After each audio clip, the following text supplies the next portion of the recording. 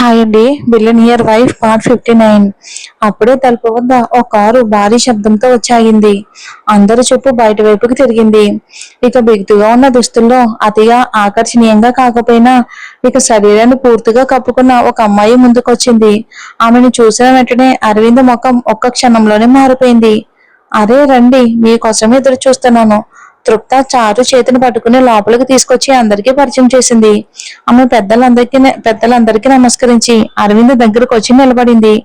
Aunty, మీరు పిలిస్తే నేను రాకుండా ఎలా ఉంటాను? ఒకవేళ ఇక నా అరవింద్ పెళ్లి జరిగితే నీలక్షి నాకు చెల్లెలు లాంటిది కదా, మరి అరవింద్ ఇక్కడే ఉంటే నేను ఒంటరిగా అక్కడ ఎలా ఉంటాను అంటూ ఆమె అరవింద్ చేతిని గట్టిగా పట్టుకుంది. వారి దగ్గరతనం చూసి అక్కడ వాళ్ళు ఒకరితో ఒకరు చిరునవ్వులు పంచుకున్నారు. ఆ సమయంలో అరవింద్ కళ్ళల్లో మేఘను వెతుకుతున్నాడు. ఆమె వచ్చినప్పటి నుంచి అక్కడ పనిచేసే వాళ్ళ మధ్యనే నిలబడి ఉంది. ఆంటీ, సాయంత్రం ఒక చిన్న పార్టీ ఉంది, అందరూ తప్పకుండా రావాలి. నీలక్షి, నువ్వు కూడా రావాలి. నేను నీ కోసం ఎదురు చూస్తాను. ఇక చారు అరవింద్ వైపుకు తిరిగి ఇక అందరి ముందే అతన్ని హత్తుకుని, బేబీ తొందరగా వచ్చేసే, నేను ఎదురు చూస్తూ ఉంటాను అని ఆకర్షణీయమైన గొంతుతో చెప్పింది. ఇలా చెప్పి ఆమె అక్కడి నుండి వెళ్ళిపోయింది. ఇక అరవింద్కు చాలా అసహ్యంగా అనిపించింది, కానీ అందరి ముందు మౌనంగా ఉన్నాడు. ఆమె వెళ్ళిన తర్వాత నీలక్షి మూలలో నిలబడి ఉన్న మేఘనాన్ని చూసింది. అయ్యో, నేను మిమ్మల్ని గమనించలేదు. Sorry madam. నాకు సారీ ఎందుకు చెప్తున్నారు? నేను ఇక్కడ అరవింద్ సార్కు పిఏగా వచ్చాను. అయ్యో, దయచేసి మేడం అనకండి, నన్ను పేరుతో పిలవండి. మీరు అరవింద్ అన్నతో వచ్చారు కాబట్టి మీరు నాకు పెద్ద అక్కలా ఉన్నారు. రండి నా వెంట. నీలక్షి మాటలతో మేఘన కాస్త స్వంతనాగా సంతోషంగా మారింది. అప్పుడే అరవింద్ గదిలోకి వచ్చాడు. అతని చేతిలో 2-3 లిఫాఫాలు ఉన్నాయి. అతను ఒకటి నీలక్షికి ఇచ్చి అతను ఇలా అన్నాడు, నీ హిట్లర్ భర్త రాకముందు ఇది తీసుకో, లేకపోతే అతని చూపుల్లోనే నేను ఇక్కడే పూర్తయిపోతాను. అన్నయ్య, నా ముందు నుంచే సూరజ్ ని మీరెలా ఎగతాళి చేస్తున్నారా? నీలక్షి అతను కోపంగా చూసింది. అయ్యో బాబు, పొరపాటున నోటి నుండి వచ్చేసింది అంటూ అతని చూపు మేఘన వైపుకు మెల్లింది. ఇందులో నీ కోసం డ్రెస్ మ్యాచ్ అయ్యే ఆభరణాలు ఉన్నాయి. ఈ సాయంత్రం పార్టీకి ఇవే వేసుకుని రావాలి. లేదు, నాకేమీ వద్దు, నా దగ్గర నా డ్రెస్ ఉంది. ఆమె ముఖం తిప్పుకుంటూ సమాధానం ఇచ్చింది. నీలక్షి అది చూసి లోపలే చిరునవ్వు నవ్వుకుంది. నువ్వు నా పియ్యవి. ఆ పార్టీలో నువ్వు అందంగా కనిపించడం నా గౌరవ విషయం. నువ్వు ఇవే వేసుకుని రావాలి. అరవింద్ ఆమె దగ్గరకు వచ్చి మెల్లగా అన్నాడు. నువ్వు ఇవే డ్రెస్ వేసుకుంటావు, లేకపోతే నేనే నీకు వేసి పెడతాను. నాకు ఎవరైనా పర్వాలేదు. అతని మాటలకు మేఘన ఒక్కసారిగా ఆశ్చర్యపోయింది. అరవింద్ కన్ను కొట్టి గది నుండి బయటికి వెళ్ళిపోయాడు. చంద్రకాంతి రాత్రిలో సూరజ్ తన భార్యను కారులో తీసుకుని ఎక్కడికో బయలుదేరాడు. సూరజ్, మనం ఎక్కడికి వెళ్తున్నాం? పార్టీ సమయం అవుతుంది, మనం అక్కడికి వెళ్ళాలి కదా. మనం ఏ పార్టీకి వెళ్ళడం లేదు. అక్కడికి వెళ్ళి ఇతరులు తాగడం, హంగామా చూడడం అవసరమా?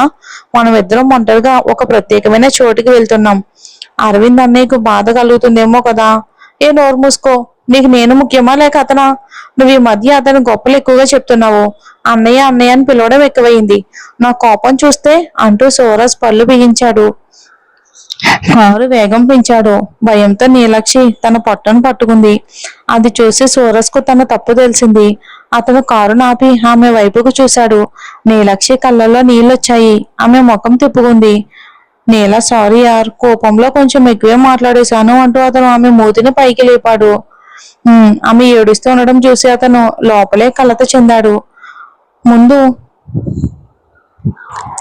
అతను ఆమెను కోపంగా తిడుతూ ఉండేవాడు, కానీ ఆమెను మనస్ఫూర్తిగా తన జీవితంలోకి తీసుకొచ్చిన తర్వాత ఇప్పుడు గట్టిగా మాట్లాడడానికే కూడా జంగుతున్నాడు. ఇక ఈ రోజు అరవింద్ మీద ఉన్న కోపాన్ని నీలక్షిపై చూపించినందుకు అతనికి చాలా బాధ కలిగింది. అతను నాకు అస్సలు నచ్చడు, అందుకే అతని గురించి మాట్లాడగానే నాకు కోపం వస్తుంది అంటూ ఆమె కాళ్ళను తన ఒడిలోకి తీసుకుని మెల్లగా వాటిపై ముద్దు పెట్టాడు. నా ప్రియమైన భార్యకి ఇప్పుడు కోపం తగ్గిందా అని చిరునవ్వుతో అడిగాడు.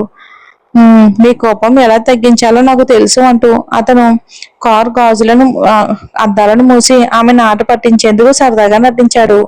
నీలక్షి వెంటనే అర్థం చేసుకుని అతన్ని ఆపింది. అయ్యో సూరజ్, నాకు కోపం లేదు, మనం ఎక్కడికి వెళ్తున్నామో చెప్పండి చాలు అని మాట మార్చింది. తర్వాత కొద్దిసేపట్లోనే వారు అతని ఫామ్ హౌస్ కి చేరుకున్నారు. చెట్ల గాలిలోని చల్లదనం, నిశ్శబ్ద వాతావరణం మధ్య సూరజ్ ఆమెను జాగ్రత్తగా తీసుకుని లోపలికి వెళ్ళాడు. పూల్ దగ్గరకు తీసుకెళ్లి ఆమెను కిందకి దించాడు. నీటిని చూసి నీలక్షి చిన్న పిల్లల ఆనందంగా ఆడుకోవడం మొదలుపెట్టింది. సూరజ్ మాత్రం ఆమెను జాగ్రత్తగా గమనిస్తూ ఉన్నాడు. సూరజ్, ఇది చాలా బాగుంది, నాకు ఈ చోటు చాలా నచ్చింది. నీలా, సరే ఇక చాలు, లోపలికి వచ్చేద్దామా? సూరజ్, ప్లీజ్ ఇంకొంచెం సేపు. నువ్వు ఇలా వినవు కదా, సరే రా అంటూ అతను మళ్ళీ ఆమెను దగ్గరికి తీసుకున్నాడు. ఆ క్షణంలో నీలక్షి చిరునవ్వుతో అతని వైపుకు చూసింది. ఇద్దరి మధ్య ప్రేమ మరింత గాఢమైంది. అప్పుడే సూరజ్ ఫోను నిరంతరం మోగటం మొదలైంది. సూరజ్ ఫోన్ మోగుతుంది. నీలక్షి అంది, వినొద్దు, ఇలాంటి టైంలో వాడు ఖచ్చితంగా ఇక కబాబ్లో ఎముకలా వస్తాడు. అది కార్తీక్ అన్నయ్య ఖచ్చితంగా. అవును, ఆఫీస్ మొత్తం పనంతా వాడి మీద వేసేశాను కాబట్టి చిరాకు పడుతున్నాడు. ఏదైనా ముఖ్యమైన విషయం కావచ్చు కదా, ఫోన్ తీసుకోండి అని నీలక్షి చెప్పింది. సూరజ్ చిరాగ్గా ఫోన్ తీసుకున్నాడు. కానీ అవతలవైపు మాట వినగానే అతను ఒక్కసారిగా స్తంభించిపోయాడు. క్షణాల్లోనే తన షర్ట్ వేసుకుని నీలక్షిని జాగ్రత్తగా పట్టుకుని వెంటనే అక్కడి నుండి బయలుదేరిపోయాడు. అరవింద్ పార్టీ కోసం రెడీ అవుతూ వేచి చూస్తున్నాడు. ఆ పార్టీలో పాల్గొనాలని అతనికి అసలు ఇష్టం లేదు. తల్లి బలవంతం చేయటంతో మరో మార్గం లేక అతను వెళ్ళడానికి అయితే ఒప్పుకున్నాడు. అతను ఆలోచనలో మునిగిపోయి ఉండగా అతని ముందుకు మేఘన వచ్చి నిలబడింది. అతని ఆలోచనలలో ఒక్కసారిగా తెగిపోయాయి. తిరిగి చూసిన వెంటనే ఆమె అందాన్ని చూసి అతని కళ్ళే విస్తరించాయి. అతను ఇచ్చిన లాంగ్ గౌన్ లో ఆమె ఒక దేవకన్యలా అందంగా కనిపించింది. అతను క్షణం పాటు అసలు ఎక్కడ ఉన్నాడో కూడా మర్చిపోయి ఆమెను కేవలం అలానే చూస్తూ నిలబడ్డాడు. అప్పుడు ఆమె ఇలా అడిగింది, బాస్ ఇక వెళ్దామా? ఆమె గొంతు విన్న వెంటనే అరవింద్ ఒక్కసారిగా తేరుకున్నాడు. అంటూ అతను లేచి ఇక ఆమె చెయ్యి పట్టుకుని ఒక్కసారిగా దగ్గరికి లాగి ప్రేమగా హత్తుకున్నాడు. ఇక ఆమె ఒక్కసారిగా ఉలిక్కి పడింది. అతను ఆమె చెవుల దగ్గర తన పెదవులను తాకిస్తూ, చాలా అందంగా ఉన్నావు నా ప్రాణం. భయంతో మేఘన ఎవరైనా ఉన్నారేమోనని చుట్టూ చూసింది. ఎవరు చూస్తే ఏమవుతుందో అన్న ఆందోళన. అదే సమయంలో మెట్లు దిగుతూ వచ్చిన తృప్త కళ్ళకు ఆ దృశ్యం క్లియర్ గా కనిపించింది. నా కొడుక్కి పెద్దింటి సంబంధం చూసి పెళ్లి చేయాలని అనుకుంటున్నాను. ఈ బిచ్చగత్తె మధ్యలో వచ్చి నా కొడుకును వలలో వేసుకోవాలని చూస్తుందా? అలా ఎలా వదిలేస్తాను? నా కొడుక్కి దూరం చేయకపోతే నేనెవరో చూపిస్తాను అని తనలో తానే కోపంగా అనుకుంది. ఆమెని చూసి భయంతో వణికిన మేఘన అరవింద్ని విడిచి దూరంగా నిలబడింది. అరవింద్ వెళ్దామా? తృప్త గట్టిగా అడగడంతో అరవింద్ నిర్లక్ష్యంగా సరే అని సమాధానమిచ్చాడు. అతను తల ఊపి ముందుకు నడవడం ప్రారంభించాడు. వెనక ఇద్దరు మహిళలు మిగిలిపోయారు. డ్రైవర్ సీట్ లో అరవింద్ కూర్చున్నాడు. అతని పక్కన తృప్త కూర్చున్నారు. మేఘన ఎలాంటి మాట మాట్లాడకుండా వెనక సీట్ లో కూర్చుంది. తన తల్లిని కోపంగా చూస్తున్న అరవింద్ ఏమీ మాట్లాడకుండా కారును ముందుకు పోనిచ్చాడు. మధ్యలో అద్దం ద్వారా మేఘనను చూస్తున్న అతని అలవాటును తృప్త కూడా గమనించింది. పార్టీ జరిగే ప్రదేశానికి కూడా చేరుకున్నారు. అది ఒక పెద్ద 7 స్టార్ హోటల్. ఆ ప్రదేశాన్ని చూసి మేఘనకు కొంచెం భయం, ఆందోళన కలిగాయి. తన గ్రామంలో అయితే ఆమె ఎన్నో ఫంక్షన్లకు వెళ్ళింది.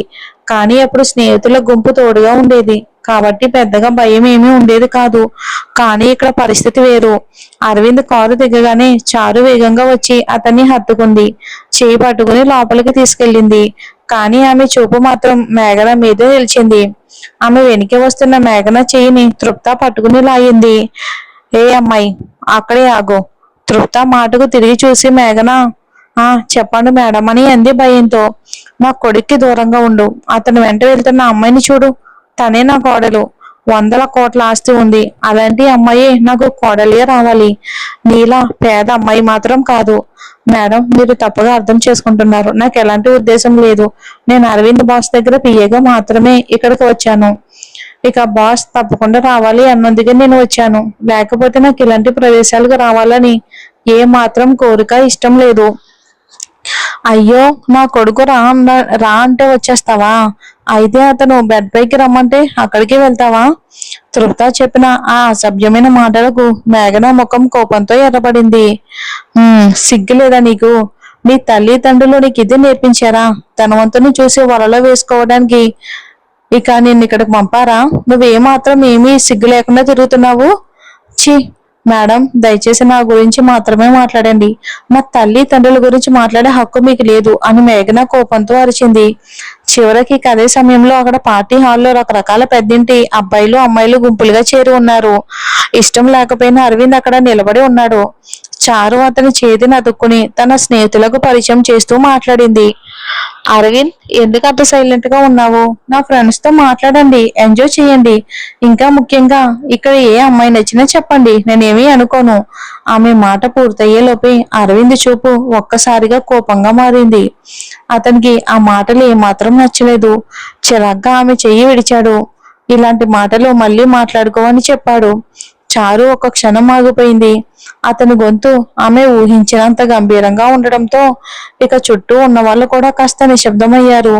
అంతలోనే అదే టైంకి మేఘన లోపలికి వచ్చింది. ఆమెను చూసిన వెంటనే అక్కడ వాతావరణం ఒక్కసారిగా మారిపోయింది. తృప్తతో జరిగిన మాటల వల్ల ఆమె కళ్ళల్లో ఇంకా కోపం, బాధ రెండూ కనిపిస్తున్నాయి. అరవింద్ దృష్టి వెంటనే ఆమె మీదే పడింది. మేఘన అని తక్కువ గొంతుతో అనుకోకుండా అన్నాడు. చారు అది గమనించి వెంటనే అతని చేతిని మళ్ళీ పట్టుకుంది. అరవింద్, ఎక్కడ చూస్తున్నారు? రండి, నా ఫ్రెండ్స్ తో మాట్లాడండి అంటూ అతన్ని మళ్ళీ లాగింది చారు. కానీ అరవింద్ ఏమాత్రం కదలలేదు. అతని చూపు మాత్రం పూర్తిగా మేఘన మీదే ఉంది. అయితే సరే, ఇక్కడ రూమ్ అరేంజ్ చేశాను, వెళ్ళి ఎంజాయ్ చేసి రండి. చారు మాట విన్న వెంటనే అరవింద్కి అసహ్యం వేసింది. ఇక్కడ నుంచి ఎప్పుడు బయట పడతామా అని అనుకుంటూ అతని కళ్ళ చూపు మేఘనాన్ని వెతుకుతూనే ఉంది. ఆమె ఒక మూల టేబుల్ వద్ద కూర్చొని ఉంది. ఆమె మనసులో ఇంకా తృప్త మాటలే మారమవుతున్నాయి మేఘనాకు. నేను ఈ ఆఫీసులో పనిచేస్తే ఈ సమస్య ఎప్పటికీ పరిష్కారం కాదు. వెంటనే కొత్త జాబ్ వెతుక్కోవాలి. ఇక్కడ నుంచి వెళ్ళగానే మొదటి పని అదే అని ఆమె మనసు బరువెక్కిపోయింది బాధతో. అంతలో ఆమెకు అరవింద్ అంటే మనసులో ఎక్కడో ఉన్న చిన్న ఇష్టం ఏర్పడింది. అరవింద్ లాంటి మనిషిని ఎవరు ఇష్టపడరు? కానీ వెంటనే ఆ ఆలోచనను తానే అణచివేసుకుంది. ఇది కొనసాగితే నాకు మాత్రమే కాదు, నా తల్లి తండ్రులకు కూడా సమస్య అవుతుంది అని భావించి తనను తను దూరంగా పెట్టుకుంది. అరవింద్ అంటే ఇష్టం ఉన్నా సరే. అప్పుడే ఒక వెయిటర్ ఆమె టేబుల్ దగ్గరకు వచ్చి రకరకాల డ్రింక్స్ పెట్టడం మొదలు పెట్టాడు. నాకు వద్దు, తీసుకెళ్ళండి అని చిరాగ్గా చెప్పింది. ఓకే మేడం అని అతను తీసుకెళ్లబోతూ ఉండగా ఐస్ వాటర్ తీసుకురాగలవా అని అడిగింది. ఎస్ మేడం అంటూ అతను వాటర్ తీసుకొచ్చాడు. ఆ నీళ్లు ఒక్కసారిగా తాగిన ఆమె కళ్ళల్లో ఇంకా అరవింద్ మీదే చూపు నిలిచింది. డీజే శబ్దం, నాట్యం చేస్తున్న జనాలు అన్నీ ఆమెకు చాలా అసహ్యంగా అనిపించాయి మేఘనకు. కొద్దిసేపట్లో ఆమెకు తల తిరగడం మొదలైంది. నాకేమయ్యింది? ఎందుకు ఇలా అనిపిస్తుంది? నేను కేవలం నీళ్లు మాత్రమే తాగాను కదా అని తల పట్టుకుంది. ఆ కళ్ళల్లో మత్తు నీడలు కనిపించాయి. అప్పుడే తృప్త ఆమె దగ్గరకు వచ్చి ఆమెను పట్టుకుని లేపింది. హే, నువ్వెవరు? అరవింద్ సార్ ఎక్కడా? నన్ను వదిలేయండి, నాకు అరవింద్ సార్ దగ్గరికి వెళ్ళాలి అంటూ మేఘన తడబడుతూ మాట్లాడింది. వెళ్ళాలి అంటూ మేఘన ఆమె చేతుల నుండి తప్పించుకోవడానికి కష్టపడింది. గట్టిగా పట్టుకున్న తృప్త కోపంగా ఉంది. నీ మనసులో నా కొడుకున్నాడని నాకు తెలిసే, కానీ ఇప్పుడే నేను చూసుకుంటా. నా కొడుకు నిన్ను తిరస్కరించి బయటికి పంపేలా చేస్తాను. నన్ను బెదిరించావు కదా, నేనెవరో చూపిస్తాను అని ఆమెను బలవంతంగా లాగుతూ తీసుకెళ్ళింది. లేదు లేదు, నేను రాను అంటూ మేఘన ప్రతిఘటించింది. నీ అరవింద్ సారని నేను పిలిచాడు. నువ్వు నా వెంట వస్తేనే అతని దగ్గరికి తీసుకెళ్తాను అని తృప్త మెల్లగా మాటలు మార్చి మోసం చేసింది. అరవింద్ పేరు వినగానే మేఘన కాస్త ఆగిపోయింది. సరే అని నమ్మి ఆమె వెంటే నడిచింది. తృప్త ఆమెను ఒక గదిలోకి తీసుకెళ్లి లోపల వదిలేసింది. తృప్త చేసిన పని వల్ల తన జీవితంలో ఏం జరగబోతుందో తెలియక మేఘన గదిలోకి అడుగుపెట్టింది. ఆ క్షణంలో ఆమెకు తెలియదు ఇది ఎంత పెద్ద ప్రమాదంగా మారబోతుందో. ఇప్పుడు ఆమెను రక్షించడానికి అతను వస్తాడా? అరవింద్ కళ్ళంతా మేఘనను వెతుకుతూనే ఉన్నాయి. ఆమె ఎక్కడా కనిపించకపోవడంతో అతని మనసులో ఏదో తప్పు జరిగిందన్న భావన బలంగా పెరిగింది. ఆమె ఎక్కడికి వెళ్ళింది? లోపలికి వస్తూ నేను చూశాను కదా మరి అంటూ అతను భయంగా చుట్టూ అందరినీ గమనించాడు. అప్పుడే చారు తప్పుగా అర్థం చేసుకుని ఇలా అంది. ఏంటి అరవింద్, నువ్వు అలా ఉండకు. అయినా కానీ నీ కళ్ళల్లో మెరుపు చూస్తే ఈ రాత్రి నీకు బాగా ఎంజాయ్ ఉన్నట్టే ఉంది. ఎంతమందిని సెలెక్ట్ చేసుకున్నావు?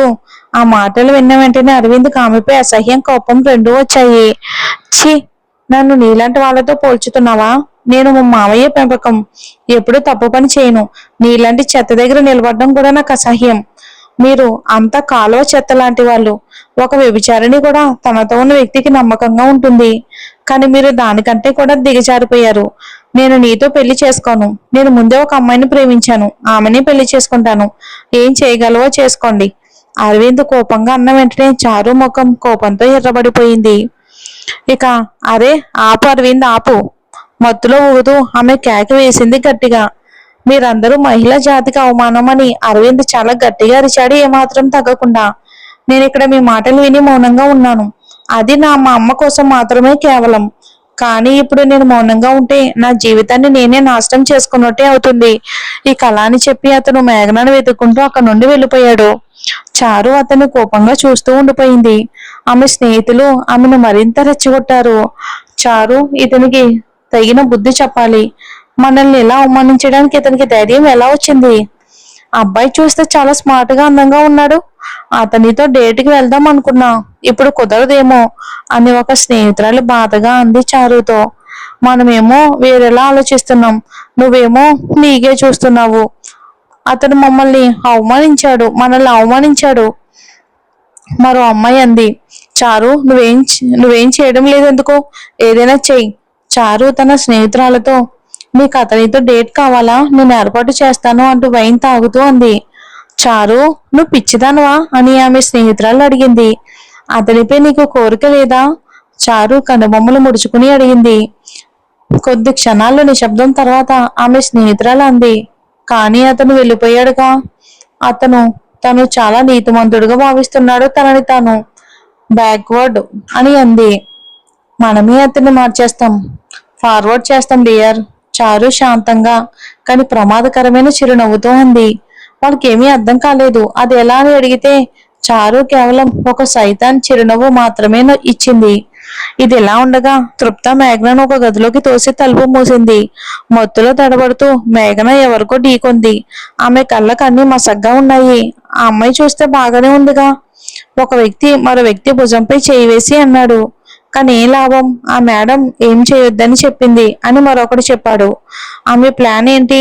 డబ్బిచ్చి ఈ గదిలో దీన్ని దగ్గర ఉండమని ఎందుకు చెప్పింది? పిచ్చి అయిపోయిందేమో బ్రో.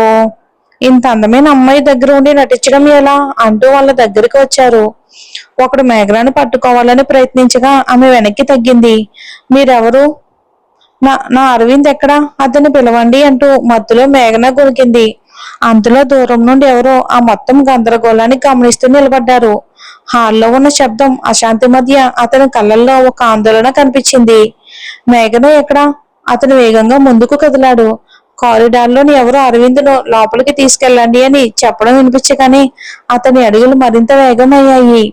ఒక గది వైపు తలుపు దగ్గర గార్డులు ఉన్నారని గమనించి ఏదో తప్పు జరిగిందని అతనికి అర్థమైంది. తలుపు దగ్గర మేఘ అని అతను గొంతులో ఆందోళన పెరిగింది. అతను తలుపు వైపుకు పరిగెత్తాడు.